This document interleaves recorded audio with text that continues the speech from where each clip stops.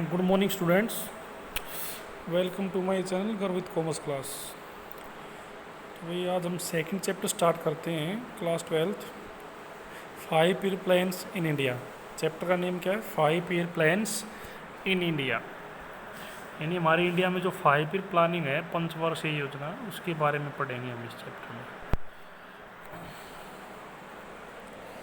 तो सबसे first they रखा है कि what is economic planning. Economic planning क्या होती है? देखो, हमारे इंडिया में एक अलग से सेंट्रल अथॉरिटी बना रखी है जिसको हम प्लानिंग कमीशन बोलते हैं। ये आफ्टर इंडिपेंडेंस बनाई गई थी, जिसका मेन पर्पज़ हमारे इंडिया के हर 5-5 साल के लिए ऑब्जेक्टिव फिक्स करना है और फिर उनको अचीव करना है। ठीक है। लेकिन प्रेजेंट में इस प्लानिंग कमीशन का नेम चेंज करके नीति आयोग कर दिया गया है मोदी सरकार के द्वारा। तो सबसे पहले यहाँ पे इकोनॉमिक प्लानिंग की डेफिनेशन बताई है। देखो, economic planning refers to system under which a central authority sets a set of target and specific a set of programs and policies to achieve those target within the specified period of time। यानी एक central authority objective fix करेगी और फिर उनको एक fix time के अंदर उनको अचीव भी करती है। ठीक है, ये होता है हमारा economic planning. The principal focus is on the rational management of the source scarce resources. इसका मेन फोकस क्या है कि जो हमारे जो लिमिटेड रिसोर्सेज हैं उनका प्रॉपर मैनेजमेंट करना है, उनका एक्सप्लोटेशन नहीं करना है। The resources are to be so rationally utilise that the social welfare is maximised along with GDP growth. यानी मेन पर्पज़ क्या है कि सोशल वेलफेयर के साथ साथ जीडीपी की ग्रोथ भी हो। तो इकोनॉमिक प्लानिंग एक किस्म की प्लानिंग है जिसके अंदर हमारी जो गवर्नमेंट है, हमारी सेंट्रल अथॉरिटी, वो अपने ऑब्जेक्टिव फिक्स करती है और उनको एक फिक्स टाइम के अंदर अचीव भी करती है। ठीक है। अब से यहाँ पे कमीशन के यहाँ पे बताया गया कि in India the idea of economic planning became a reality with the setting up of planning commission in 1950 under the chairmanship of professor मेलविस। यानी इंडिया में 1950 में प्लानिंग कमीशन बनाया गया था जिसका चेयरपर्सन का नेम दिया गया है यहाँ पे। लेकिन इन्होंने बताया कि जनवरी 2015 में मोदी सरकार ने इसका नेम अब चेंज करके नीति आयोग कर दिया है। ठीक है। तो नीति आयोग का भी सेम यही काम है, ऑब्जेक्टिव फिक्स करना कंट्री के। ठीक है। सोशल वेलफेयर के साथ साथ जीडीपी ग्रोथ को बढ़ाना और जो ऑब्जेक्टिव फिक्स किए हैं उनको एक फिक्स टाइम के अंदर अचीव भी करना है। फिर need for planning in India. यानी इंडिया में प्लानिंग की जरूरत क्यों थी? भाई हमने फर्स्ट चैप्टर में पढ़ा है कि जैसे ये इंडिया फ्री हुआ था 1947 में, इंडिया बिल्कुल पूरी तरह से बैकवर्ड इकोनॉमी था। तो उसको डेवलप करने के लिए, अगर हम अपने इंडिया को डेवलप करने के लिए 1947 में प्राइवेट सेक्टर के हाथों में ओनरशिप दे देते तो कंट्री डेवलप नहीं हो पाती, क्योंकि टोटली बैकवर्ड इकोनॉमी थी। इसलिए हमारी गवर्नमेंट को मेन रोल प्ले करना पड़ा डेवलप करने के लिए। ठीक है। इसलिए इकोनॉमिक प्लानिंग की गई हमारे इंडिया में, जिन्होंने बताया कि India inherited from the British a backward and staged economy. It was backward as the level of output and productivity were low, and it was staged as the GDP growth was steadily low. Such an economy could not be left to the market force of supply and demand. मतलब ऐसी condition में country को market force के हाथों छोड़ देना, यानी private sector के हाथों छोड़ देना गलत था। इसलिए हमारी गवर्नमेंट को प्लानिंग कमीशन की स्टार्टिंग करनी पड़ी। ठीक है। तो बताना, economy could not be left to the market force of supply and demand to trace its path of growth in development. It needed a big push of investment supported by the government. यानी country को develop करने के लिए बहुत ज़्यादा investment की ज़रूरत थी जो प्राइवेट सेक्टर नहीं कर सकता, इसलिए गवर्नमेंट ने मेन रोल प्ले किया है यहाँ पे। ठीक है। तो उसके बाद जो प्लानिंग है वो दो टाइप की होती है, एक डायरेक्टिव प्लानिंग और एक कॉम्प्रिहेंसिव प्लानिंग। देखो, जो डायरेक्टिव प्लानिंग होती है, डायरेक्टिव प्लानिंग में जितनी भी प्लानिंग है वो सभी प्राइवेट सेक्टर खुद करता है, यानी बाई मार्केट फोर्स, डिमांड और सप्लाई के बेस पे। गवर्नमेंट का रोल नहीं होता इसमें। यानी डायरेक्टिव प्लानिंग एक किस्म से जो हमारी प्राइवेट इकोनॉमी होती है, जिसको हम कैपिटलिस्ट इकोनॉमी बोलते हैं, उस सिस्टम को फॉलो करती है। और जो कॉम्प्रिहेंसिव प्लानिंग है, कॉम्प्रिहेंसिव प्लानिंग में एक किस्म से मिक्स इकोनॉमी की तरह होती है, दोनों सेक्टरों का रोल होता है, प्राइवेट सेक्टर का भी और गवर्नमेंट सेक्टर का भी। ठीक है। तो डायरेक्टिव प्लानिंग के बारे में पढ़ते हैं। Directive planning refers to a system in which planning is introduce just to direct the force of supply and demand. देखो, डायरेक्टिव प्लानिंग में सारे डिसीजन प्राइवेट सेक्टर लेता है, गवर्नमेंट का काम केवल कंट्री में लॉ एंड ऑर्डर मेंटेन करना होता है। so that the system does not go weird from the state of equilibrium. In such a planning, there is no direct participation of the state in the process of growth. Directive planning में state का कोई भी participation नहीं होता, मतलब government का participation नहीं होता जीडीपी ग्रोथ में.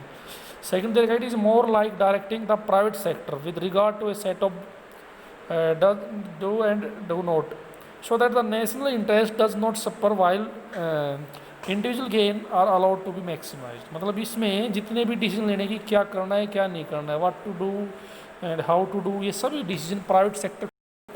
तो इस प्लानिंग में इकोनॉमिक इंटरेस्ट की तरफ ज़्यादा फोकस होता है, नेशनल इंटरेस्ट की तरफ फोकस नहीं होता. थर्ड पॉइंट दे रखा है कि directive planning is based in capitalist economy, यानी कैपिटलिस्ट इकोनॉमी को फॉलो करती है. तो दूसरा मैंने बताया कॉम्प्रिहेंसिव प्लानिंग क्या होता है, जिसमें जो मिक्स इकोनॉमी के सिस्टम को फॉलो करती है. दोनों सेक्टरों का रोल होता है, प्राइवेट सेक्टर का भी और गवर्नमेंट सेक्टर का भी. On the other hand refers to a system, comprehensive planning on the other hand refers to a system in which government herself participates in the process of growth and development. ठीक है, इसमें government भी participate करेगी growth और development. Comprehensive planning is first the in socialist economy as well as mixed economy.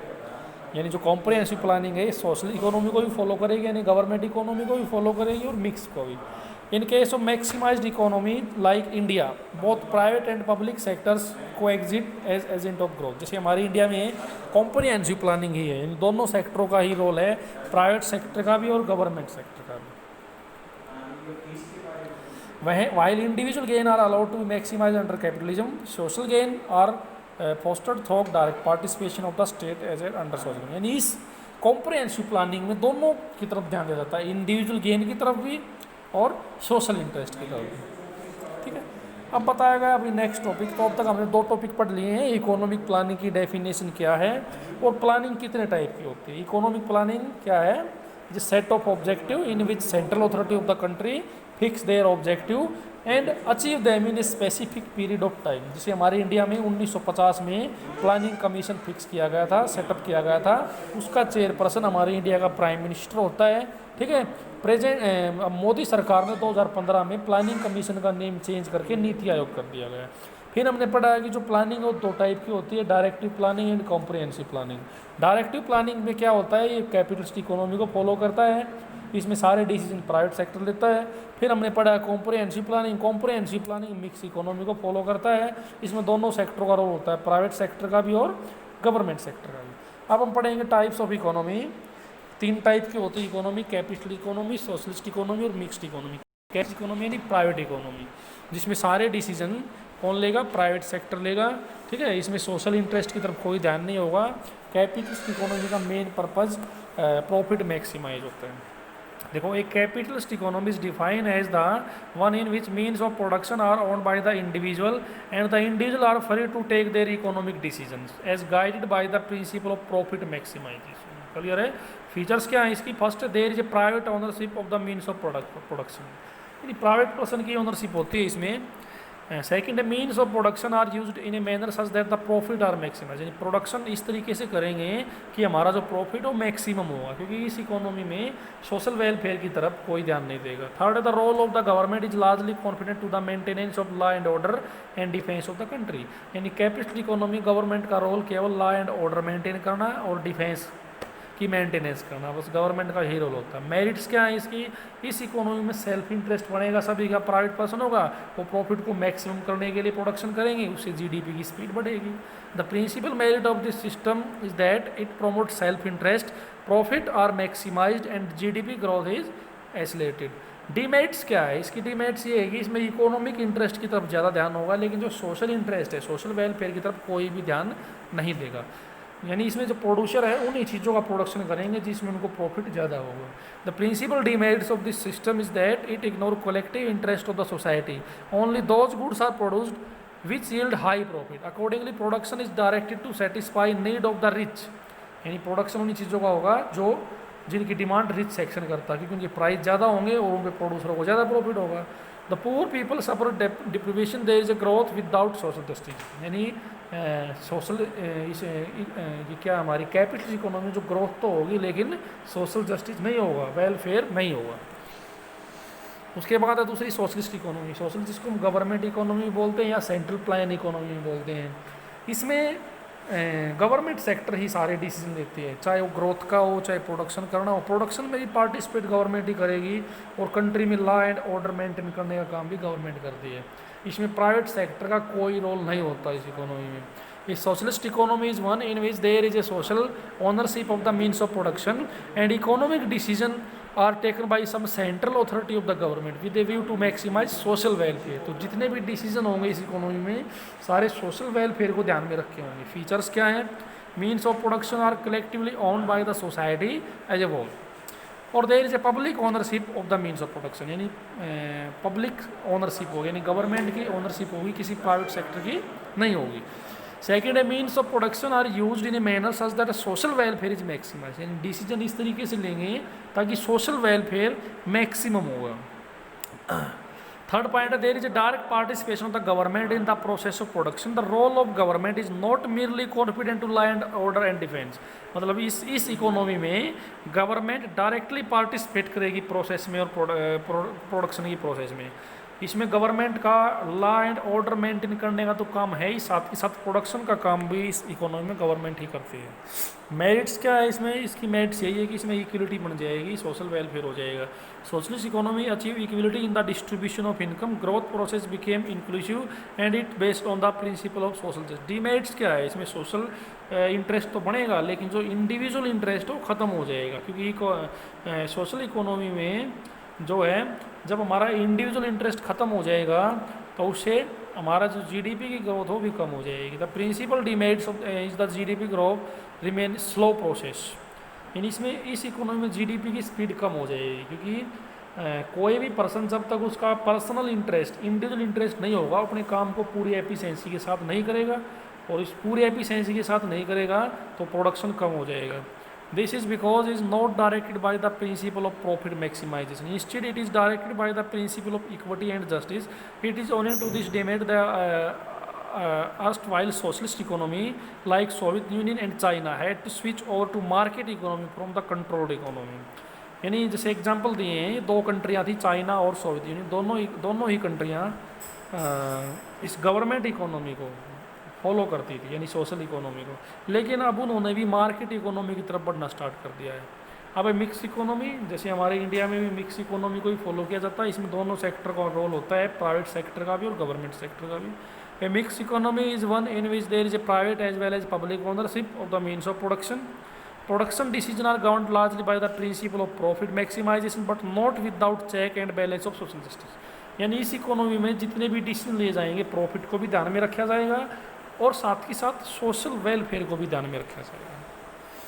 Features क्या हैं इसकी? Means of production are owned by the private entrepreneur as well as the government. In the private sector production decision are governed by the principle of profit maximisation while in the public sector social welfare rule the roast. यानी दोनों private sector जो decision लेगा वो profit को maximum करने के लिए लेगा, गवर्नमेंट सेक्टर जो डिसीजन लेगा वो वेलफेयर के लिए लेगा। थर्ड फीचर्स है both private and public sector play a significant role in the process of production। इन दोनों का मेन रोल होता है इसमें कंट्री के प्रोडक्शन को बढ़ाने में। मेरिट्स क्या हैं? इसमें दोनों इंटरेस्ट बन जाएंगे, इंडिविजुअल इंटरेस्ट भी बढ़ेगा प्रोड्यूसरों का और सोशल इंटरेस्ट भी बढ़ेगा। The principal merits of a mix economy is that it combine the merits of capitalist as well as the socialist economy. On the one hand GDP growth is encourage because private entrepreneur are free to focus on profit maximisation. On the other hand, social justice or equality is promoted because the government sector places high priority on the maximization of social welfare। तो दोनों objective achieve हो जाएंगे इसमें, private economy वाला भी और social economy वाला भी। इसकी डीमेरिट्स क्या है? देखो, the principal demerit is that the government sector is often inflict with corruption. जो हमारा गवर्नमेंट सेक्टर है उसमें करप्शन ज़्यादा है, leading to low level of efficiency या प्रोडक्टिविटी। तो गवर्नमेंट सेक्टर की जो इंडस्ट्रियाँ होती हैं उनमें जो एफिशिएंसी है उसकी कमी होती है। इट इज़ ऑनिंग, यानी जो उसके वर्कर हैं ना, गवर्नमेंट कंपनी के वर्कर हैं, वो अपनी पूरी एफिशिएंसी के साथ वर्क नहीं करते। It is owning to the this demerit that the mix economy like India are generally obtaining for privatisation of the public enterprise. तो इसी तरह ऐसी इकोनॉमी जैसे इंडिया का एग्जाम्पल दिया है वो किसकी तरफ बढ़ती हैं? प्राइवेटाइजेशन की तरफ, यानी जो पब्लिक सेक्टर की जो इंडस्ट्री है उनको प्राइवेट सेक्टर को सेल कर रही हैं। हमारे इंडिया में ऐसा ही हो रहा है। It may be noted that most economies of the world are now mixed economies where production decisions are governed largely by the market force of demand and supply but are regulated by way of direct or indirect intervention by the government. तो world की जो mostly कंट्रियाँ हैं उन सभी में mix economy को ही follow किया जाता है, ठीक है भाई। अब उसके बाद जो हमारे इकोनॉमिक प्लानिंग है उसके ऑब्जेक्टिव दो टाइप के होते हैं, एक लॉन्ग पीरियड ऑब्जेक्टिव और एक शॉर्ट पीरियड ऑब्जेक्टिव। जो लॉन्ग पीरियड गोल हैं वो हमारे बेस ऑब्जेक्टिव हो, हर एक प्लानिंग का ऑब्जेक्टिव चाहे कोई भी प्लानिंग हो। हमारी फर्स्ट 5 ईयर प्लानिंग 1 अप्रैल 1951 से शुरू हुई थी, ठीक है। हर 5-5 साल की प्लानिंग बनती है, बीच में कुछ एनुअली प्लानिंग भी आई थी हमारी, कुछ कंडीशन उस टाइम पे ऐसी थी तो एक साल के लिए प्लान किया गया था, ठीक है। तो जो लॉन्ग पीरियड गोल होते हैं वो सभी प्लानिंगों का बेस होते हैं, चाहे कौन सी भी प्लानिंग हो। वो सबसे पहले वाली प्लानिंग का भी ऑब्जेक्टिव वही था और अब प्रेजेंट में जो चल रही है उसका भी ऑब्जेक्टिव है। और जो शॉर्ट पीरियड गोल होते हैं वो एक स्पेसिफिक पीरियड के लिए होते हैं, ठीक है। जैसे हमने फर्स्ट 5 ईयर प्लानिंग जो थी हमारी उसमें हमारा मेन फोकस एग्रीकल्चर सेक्टर का था। हमने उस 1 अप्रैल 1951 से 31 मार्च 1956 तक स्पेशल एग्रीकल्चर पे ही फोकस किया था और उसको डेवलप किया हमने, ठीक है। तो हमारा शॉर्ट पीरियड गोल था वो, यानी किसी स्पेसिफिक प्लानिंग का जो कोई स्पेसिफिक ऑब्जेक्टिव जो होता है वो केवल उसी प्लानिंग तक ही सीमित रहेगा, नेक्स्ट प्लानिंग वो चेंज हो जाएगा, वो होता है शॉर्ट पीरियड गोल। लेकिन जो लॉन्ग पीरियड गोल है वो बेस है, वो हर एक प्लानिंग का ऑब्जेक्टिव है। देखो, long period goals are common to all the 5 year plans and are there for generally studies as common goal of 5 year plan. इनको हम कॉमन गोल भी बोलते हैं या ऑब्जेक्टिव ऑफ प्लानिंग भी बोलते हैं। Short period goals are plan specific and are generally studies as objective, ठीक है। Depending on the ground reality each plan is design as a distinct plan with distinct set of objective. It must however be made amply clear that objective of plan referring to the specific short period objective of each plan and objective of planning long period objective को बोलते हैं, ठीक है। तो long period objective जो है उनके बारे में बताया, सबसे पहला दे रखा है जीडीपी ग्रोथ। चाहे कोई भी प्लानिंग हो हमारी, हर एक प्लानिंग का जो ऑब्जेक्टिव हो जीडीपी ग्रोथ को बढ़ाना, क्योंकि अगर हमारी जीडीपी ग्रोथ बढ़ेगी तो उससे क्या होगा, हमारा प्रोडक्शन बढ़ेगा, नेशनल इनकम बढ़ेगी, पर कैपिटल इनकम बढ़ेगी, जो हमारा लिविंग ऑफ स्टैंडर्ड है वो डेवलप होगा, ठीक है। तो जो जीडीपी ग्रोथ जो हमारा ऑब्जेक्टिव है हर एक प्लानिंग का बेस है। Increase in GDP implies increase in the level of output in the economy. It implies an increase in the flow of goods and services in the economy. When the increase in the flow of goods and services is consistent over a long period of time, it is called economic growth. मतलब अगर हमारे country में flow बढ़ेगा goods and service का तो उसको हम क्या बोलते हैं, इकोनॉमिक ग्रोथ बोलते हैं, ठीक है। तो increase in GDP depend on 2 factor, एक तो increase in resources base of the country और एक है इंक्रीज इन प्रोडक्टिविटी। एक तो रिसोर्सेज का यूज करके प्रोडक्शन बढ़ाना और दूसरा क्या है, अपनी प्रोडक्टिविटी को बढ़ाना, ठीक है। Planning in India is to ensure that natural resources are fully explored and production technology is continuously improve so that GDP growth is momentum. मतलब हमारे प्लानिंग का ऑब्जेक्टिव ये भी है कि जो रिसोर्सेज उनका परफेक्ट यूज करना है, एक्सप्लोटेशन नहीं करना है, और टेक्नोलॉजी को कंटिन्यूसली इम्प्रूव करते रहना है। तो ये हमारा फर्स्ट ऑब्जेक्टिव था लॉन्ग पीरियड। सेकेंड दे रखा फुल एम्प्लॉयमेंट। फुल एम्प्लॉयमेंट क्या होता है, those person who are able to work, willing to work and getting work at present wages rate, ठीक है। Full employment refers to situation when all the people who are able to work and willing to work at the market wage rate are getting work. जो काम करने के इच्छुक हैं, काम करने के एबल हैं और उनको प्रेजेंट में जो वेज रेट अगर उस पर सभी को काम मिल जाता है तो उसको फुल एम्प्लॉयमेंट बोलते हैं।